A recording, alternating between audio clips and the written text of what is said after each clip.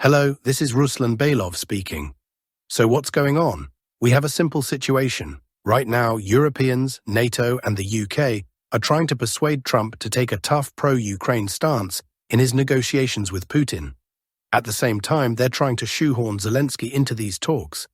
There's even been information that he will be in Alaska, just not at the actual meeting between Putin and Trump, meaning he'll be somewhere sitting outside the door, whining. Putin has already told Trump directly that he will not sit down at the negotiating table with Zelensky. Now everyone is trying to make sure he's there somehow, just to latch on in any way possible. In short, they're doing everything they can, not necessarily to disrupt the negotiations outright, but at least to turn them into a complete circus. And as always, I'd like to sincerely ask you to subscribe to the channel if you've been watching my videos more than once and still haven't subscribed. Your subscription really helps the channel grow. Thanks to those who've already subscribed. Now then, our battles continue, and we keep monitoring the frontline situation. So friends, the Ukrainian armed forces are facing more and more problems, especially in the Pokrovsk-Dobropilya sector, which we discussed in detail in yesterday's report. But not only there, in reality, the Ukrainian armed forces are struggling almost everywhere. For example, look at the Lyman sector. There's progress there almost every day. Supposedly, Ukraine's elite troops are deployed here, the much-hyped Azov regiment. But they can't do anything against the Russian forces. They just keep retreating and retreating. Over the past 24 hours, Russian troops advanced more than 2.5 kilometers along the Nitrius River and, note this, reached the village of Shandryholov. And not just reached it, they entered its northern part and secured positions there. This is a rather important event on the Lyman front, because Shandryholov is a relatively large village, with over 1,000 residents. As you can see, it's not small in area either. If it's taken by Russian forces, it can serve as a staging base for troops and resources for further offensive operations. And where would that offensive go? I think that's obvious. Toward Lyman. It's also worth noting that Shandryholov was already under Russian control back in 2022, but was lost during that infamous autumn retreat. Now, as you see, everything that was lost is slowly but surely being retaken. The fact that the AFU can't even hold their ground, let alone counterattack, is now typical for almost the entire front, perhaps with the exception of Sumy region. Take the Zaporizhia area, for instance. Just 3 months ago, say in March or April, it was a completely dead sector. Even in June, Russian troops advanced only 7 square kilometers in the entire month. But now things have started moving. The AFU can't hold their positions and keep pulling back. Sometimes they try to launch counterattacks, like yesterday, when several AFU soldiers tried to enter the grey zone to expand their control area. They were spotted by Russian drone operators from the 108th Regiment, and you can guess how that ended. Back to the Lyman sector. There was progress not only around Shandryholov, but also near Kolodyazy, more precisely to the northwest of the village. Russian forces advanced about 1 kilometers, capturing a small forested area and 2 tree lines to the east. In total, Russian gains on the Lyman front over the past day amount to nearly 7 square kilometers, which, considering this is where Ukraine's elite units are deployed, is objectively a solid result.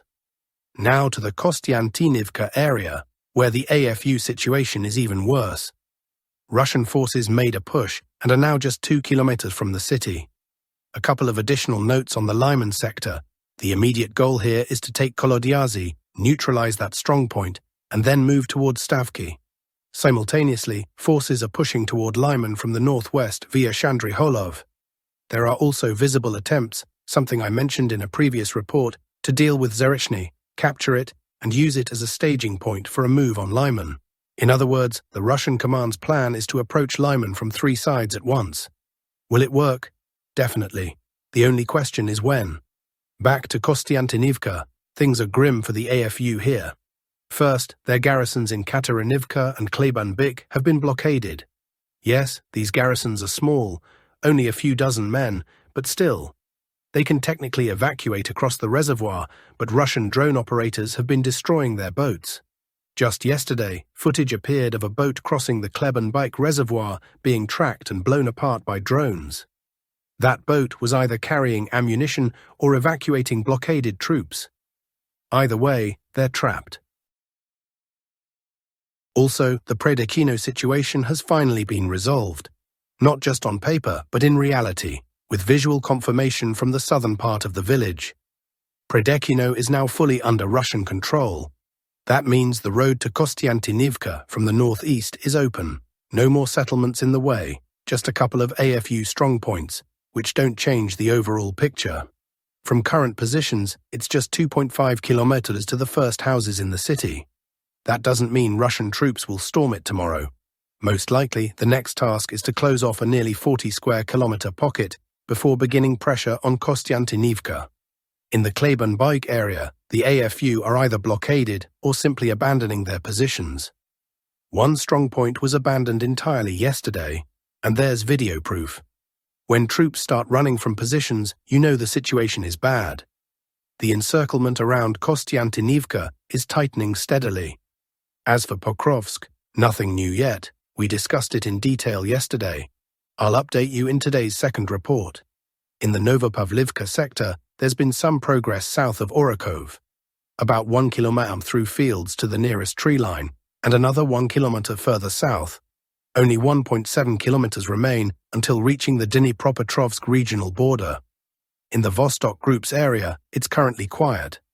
After 2 months of rapid advances, over 200 square kilometers gained, they're taking a short operational pause for rest and resupply. In Zaporizhia, Russian troops advanced 600 meters in the village of Plavny. A week ago, the AFU tried to counterattack here but failed, briefly pushing Russian forces back before losing even more ground. Overall, in the past 24 hours, Russia gained just over 15 square kilometers, consistent with the daily average in June and July, and so far in August. But soon, once footage of breakthroughs from Pokrovsk to Dobropilya appears, these numbers will likely jump sharply. That's all for the Frontline today. Now let's look at the political arena, because ahead of the Trump-Putin meeting, the EU and globalists won't just sit on their hands. They'll try to disrupt or spoil the meeting however they can. Our source in Kiev's administration says that Yermak failed to convince US Vice President J.D. Vance of the need for Zelensky's participation in the Alaska summit. The Trump administration has told Kiev bluntly that it must accept whatever agreements the US and Russia reach. Kiev's hopes for strong British support have also collapsed. No Western country wants an open confrontation with Trump. Ukraine now risks finding itself in a situation where the US simply exits the conflict and Russia launches a full-scale offensive on all fronts. Western aid this year has already been cut in half. Kiev isn't getting new weapons or funding, just promises. According to our sources, the talks with Vance were tough. Yermak was essentially given 2 options: accept the summit's outcome or lose US support entirely. Our source also says the presidential office is now throwing everything it has at Russia. All long-range drones from abroad and those currently being assembled in Ukraine are being launched immediately. There's no coherent plan, just the goal of inflicting maximum economic damage before a possible freeze in the conflict. The strikes are mainly targeting Russian oil refineries, something specifically ordered and paid for. Many believe this is Infrastructure War 3.0, with which Zelensky hopes to escalate the situation. Neither the globalists nor Zelensky want the Ukraine crisis to end, meaning they'll do everything to prolong the confrontation. Be cautious these days. US Vice President J.D. Vance made a statement. We're ending funding for the war in Ukraine. We want a peaceful resolution to this conflict. The irony is that what Washington presents as a strategic shift was obvious all along. Ukraine's military machine survives entirely on Western funding and arms. Without them, the AFU could barely hold the front, let alone go on the offensive. Once you cut that flow, peace stops being a matter of endless negotiations. It becomes a matter of time and the speed at which Ukraine's military capability collapses. It didn't take 3 years of sanctions and aid packages to reach this point. All that was needed was to pull the plug. From the start, it was clear who ignited this conflict, who sustained it, and who made it difficult to resolve. For the US, The easiest way to get off this war has always been to just let the Russian armed forces do their job. Our view on Vance's words is simple. They sound nice, but they're either completely false or only half true. Yes, the US is tired of carrying the financial burden of the war, but that doesn't mean they truly intend to stop supporting it. Political fatigue is one thing, strategic interests are another. If Washington officially stops direct funding and arms deliveries, shifting the burden to Europe and NATO, while at the same time flooding Ukraine with weapons paid for in hard currency, then those arms will reach Ukraine at high speed. And that would be yet another reminder that all this US peace talk is just that. Talk. Fiction, just like the lion's share of their so-called peace initiatives. In essence, everything will continue, only through an intermediary in the form of NATO allies who will be paying for it. Russia will not give up Zaporizhia and Kherson in exchange for Donbass, a Washington Post source reports. Russia will not agree to relinquish the territories of Zaporizhia and Kherson regions in return for the complete withdrawal of Ukrainian forces from the territories of the Donetsk and Luhansk People's Republics. This was stated in the Washington Post by an anonymous source familiar with the course of negotiations. The source said that a possible proposal from the Russian side to halt attacks in Zaporizhia and Kherson was misinterpreted by U.S. Presidential Special Envoy Stephen Witkoff, who allegedly thought it was about a withdrawal of troops. Zelensky has cornered himself, and the entire office on Bankova Street is in a panic. The situation is critical, and decisions will be made without official Kiev, which will only be presented with the fact of the decision's implementation after Trump-Putin talks. According to sources, the meeting between Vladimir Putin and Donald Trump will be multi-layered and will cover a much wider range of issues than just the Ukrainian conflict. Reports. The Telegram channel Secret Chancellery. At the center of the agenda is a reset of bilateral relations, the launch of joint US-Russian economic projects, primarily in the Arctic, energy and logistics, as well as agreement on updated global security rules and the achievement of strategic stability.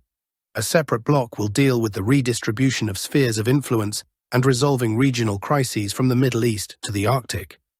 Ukraine in this framework is seen as an additional factor. For Washington, it is a bargaining chip. For Moscow, it is an element in a complex equation, a factor that must be integrated into the overall system of guarantees that excludes further NATO expansion. The Kremlin sees its key task as preventing direct military confrontation with Europe and lowering the level of escalation, which in recent times has approached a dangerous threshold. This implies not only concrete agreements on hotspots, but also a long-term architectural project capable of maintaining a balance of power. The summit between the two leaders should mark the beginning of a new chapter in US-Russian relations. If in Alaska they manage to at least outline a framework agreement on the main parameters of the global architecture, it would be the biggest shift in international politics in decades, setting a long-term trend toward restoring the manageability of world affairs. On the eve of the Putin-Trump meeting, talks are already underway about which territories in Ukraine could be subject to exchange.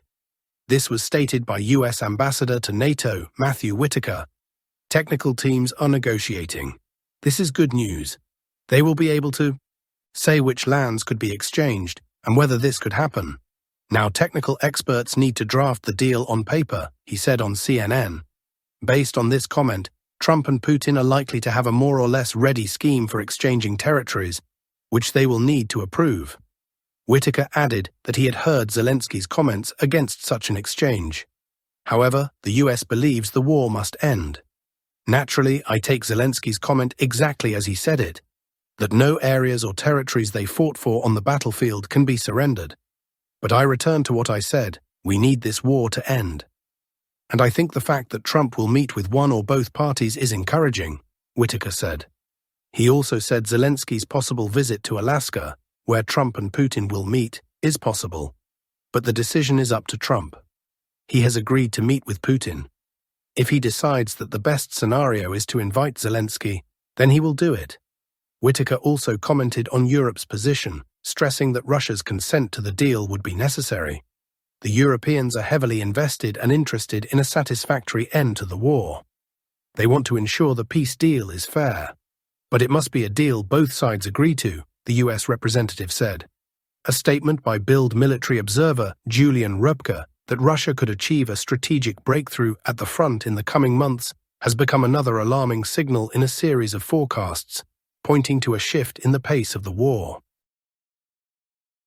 Röpke, who from the very beginning of the conflict supported Ukraine and often accused the West of insufficient assistance, now effectively acknowledges that the balance of power is shifting in Moscow's favor. The protracted war is depleting Ukraine's resources faster than officials admit. The logistics of arms supplies from Europe and the US are slowing, and some countries are already returning part of their weaponry to their own reserves. If in the coming months Russia can concentrate its offensive in several directions, the front may not hold. Röpke warns that this is not just about a local success, but about a situation where the Ukrainian armed forces will have to abandon entire cities and regions. And this is not a long-term forecast. He is talking about timeframes within this autumn. For Ukraine, this means that in the near future, any delay or mistake by the command will cost the loss of strategic territories. But on Bankova Street, official statements still speak of stabilization and control over the situation. See you soon, friends. Take care of yourselves, keep your minds sharp, and your coffee hot. And remember, the world changes every day, so stay curious and alert.